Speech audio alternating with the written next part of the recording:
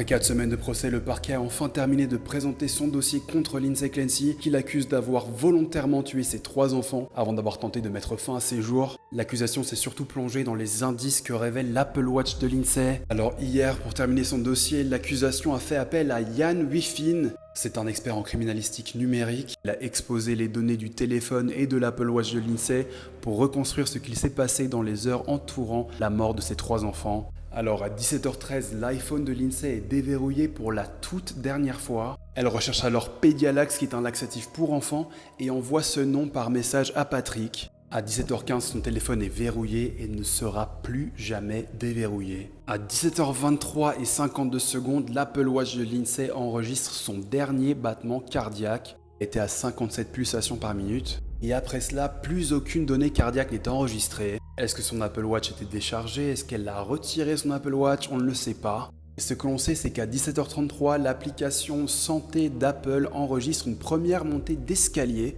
Au même moment, Patrick l'appelle depuis la pharmacie. Lindsay ne répond pas. Une minute plus tard, à 17h34, Lindsay rappelle Patrick depuis une notification sur son écran verrouillé. L'appel ne dure que 14 secondes. À 17h38, une nouvelle montée d'escalier est enregistrée par l'application Santé, probablement sur le téléphone de Lindsay. Mais après ça, plus rien. Le téléphone de Lindsay sera retrouvé sur son lit, alors que Lindsay sera retrouvée au pied de sa maison, après une chute depuis une fenêtre. Et donc pour l'accusation, ces données viennent compléter la chronologie qui prouverait selon eux que Lindsay était capable d'organiser une journée, de communiquer normalement avec son mari et d'ensuite délibérément tuer ses enfants. Appelés par la défense, Allison, la sœur de Lindsay, et Paula, sa maman, ont raconté à quel point sa santé mentale s'était dégradée. Tous les deux ont raconté à quel point Lindsay était une maman aimante. Et sa maman Paula a expliqué qu'à la fin du mois d'octobre, tout avait commencé à changer.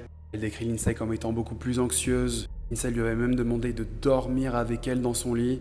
Sa sœur évoque également des idées noires que Lindsay avait. Paula se souvient qu'en décembre 2022, soit un mois avant les meurtres, Lindsay lui avait confié qu'elle aurait eu des pensées terrifiantes concernant ses enfants, des pensées qui lui disaient qu'elle allait faire du mal à ses enfants. Si Paula n'était pas avec sa fille, elle lui écrivait tous les jours pour savoir comment elle allait, comment elle avait dormi, comment elle se sentait vis-à-vis des médicaments, mais rien ne laissait présager qu'elle tuerait ses 3 enfants ce jour-là. Mais tout ne fait que commencer pour Kevin Reddington, l'avocat de Lindsay. Il est bel et bien déterminé à prouver que Lindsay souffrait d'une psychose postpartum lorsqu'elle a tué ses enfants. Parce que je vous rappelle que ni lui ni Lindsay ne contestent le fait qu'elle a tué ses enfants. Je vous filmerai une vidéo plus tard concernant Patrick Clancy et comment les données de l'Apple Watch de Lindsay utilisées par l'accusation prouveraient en réalité que Patrick Clancy est celui qui aurait tué ses 3 enfants. Comme d'hab, je vous tiens au courant.